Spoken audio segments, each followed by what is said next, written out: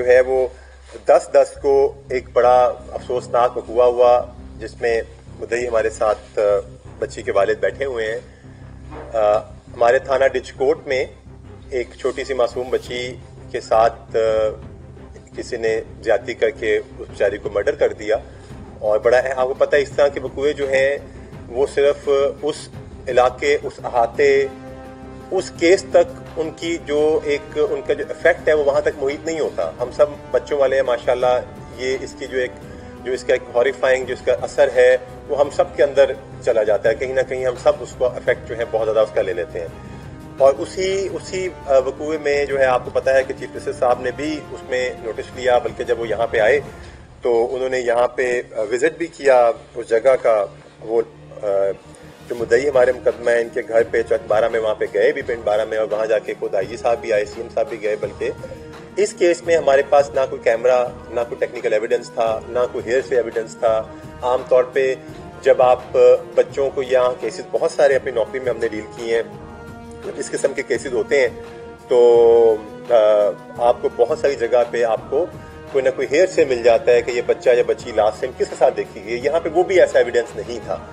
तो इन तमाम चीज़ों की एब्सेंस में हमने पूरी तरह से कोशिश की कि हम इस केस को आगे पहुंचाएं पाए तकमील तक। इस केस के जो डायरेक्ट रिस्पॉन्सिबल अफसरान हैं जिसमें हमारे एसपी इकबाल टाउन शामिल हैं, और इन्हीं की जो है सारी इसमें दानिस्त के ऊपर और इन्हीं की टीम की एफर्ट्स के ऊपर फाइनली ये केस पाए तकमील तक पहुंचा।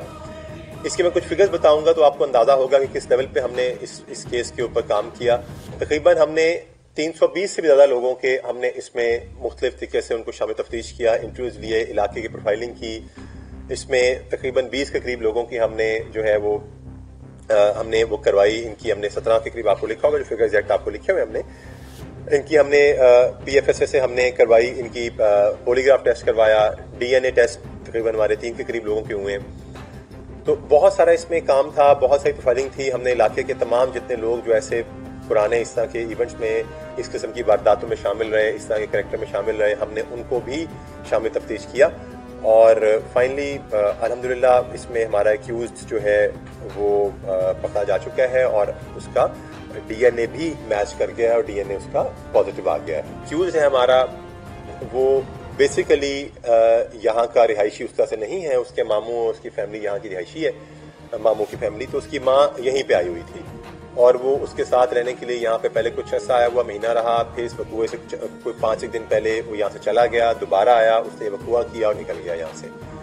तो इसलिए हमारी इनिशियल प्रोफाइलिंग में आप सोच सकते हैं कि जो बंदा यहाँ का हो ही ना, क्योंकि आमतौर पर इस तरह के गाँव वगैरह की वारदात में जो दूसरा पुलिस को एक एज होता है कि नॉर्मली क्राइम कमिट करने वाले उसी गाँव या उसी एरिया के होते हैं। और सरप्राइजिंगली इतना टाइम इसलिए लगा कि हमें उस एरिया से कोई ऐसा बंदा नहीं मिल रहा था जो हमारे लिए हैरानगी का बाइस था कि एक छोटे से पिंड में कोई बाहर का आउटसाइडर कैसे आ सकता है और कैसे ये कार्रवाई कर सकता है। सो लिहाजा आप देख लें कि जहां हमें कोई टेक्निकल सर्वेलेंस या कोई टेक्निकल हमें कोई किसी किस्म की सपोर्ट नहीं आ रही थी इस केस में, वहां पे जो हमारा दूसरा फार्मूला था कि वो इसी गाँव का करीबी किसी साथ वाले घर का या तीसरे चौथे घर का रिहायशी हो सकता है, वो था जरूर, लेकिन इस प्रोफाइलिंग में नहीं आया था क्योंकि वहां पे एज अ गेस्ट वो समझ नहीं आया हुआ था।